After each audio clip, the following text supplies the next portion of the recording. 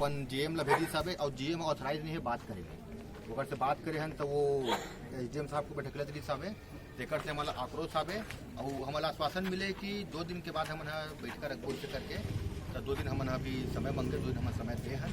अगर 25 तारीख की अगर ये आंदोलन अगर हम मन के मांग पूरा नहीं रखी तो हम उग्र आंदोलन कर ये चेतावनी हमारा दे हम।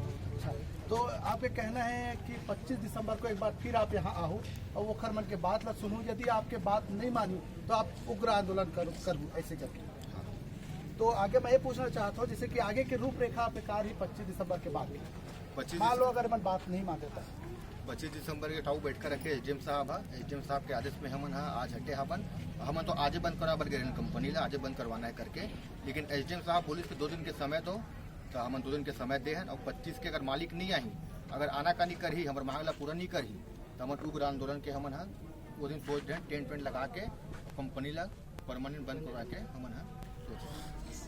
हमारे बीच थे लक्की वर्मा जी और जो अपनी बातें रखी कि इनका कहना है कि 25 दिसंबर तक हमको इंतजार करना है और 25 दिसंबर को पुनः इसी तहसील कार्यालय में जो कंपनी है उनके साथ और इन लोग का मीटिंग है, उसके बाद जो बातें होंगी उनके निर्णय के बाद ही इन लोग आगे का फैसला करेंगे। एक बात तो बोलना जी बिल्कुल वो नाम मोहन साहू है, जिला रायपुर सचिव।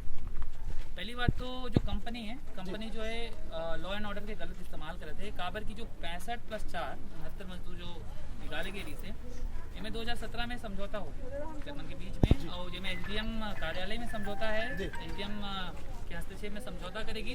ओकर बाद एमन वो 69 मजदूर के ऊपर एफआईआर करवा के वो मामला कोर्ट में चलवाते और आज बोलते कि ये जो मामला है वो कोर्ट में विचारणी है तो हम 69 मजदूर ला नहीं रख सकते। वो विचारणी एक स्थिति कराए गए कि ताकि वो नहीं रखना है, मतलब एक तरह से षड्यंत्र करे थे, सरकारी आदेश की अवमानना करे थे, अवहेलना करे थे। एमे तो सीधा लॉ एंड ऑर्डर ला कंपनी जो है आकृति स्नैक्स से वो फॉलो नहीं कराते तो ओकर मन के ऊपर एफआईआर होना चाहिए, सरकारी आदेश का अवहेलना, कूट रचना और षड्यंत्र के लिए। तो आप नाम का बताएं? वो नाम है मोहन साहू, रायपुर शहर जिला सचिव, छत्तीसगढ़िया क्रांति सेना के सचिव मोहन साहू जी थे।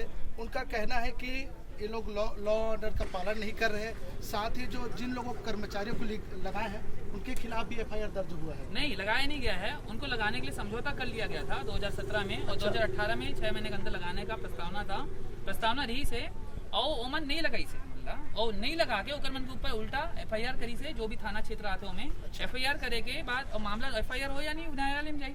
अब बोलते कि मामला जो है चूंकि न्यायालय में विचारणी है तो हम मतलब वापस नहीं रख सकन, मतलब न्यायालय में ले जाने के काम भी कंपनी करी, समझौता भी कंपनी करी। समझौता करे के बाद आज तक दुनिया में इसे कौन सा केस है जेमें समझौता करे के बाद कागज ऊपर एफआईआर कराए जाते हैं।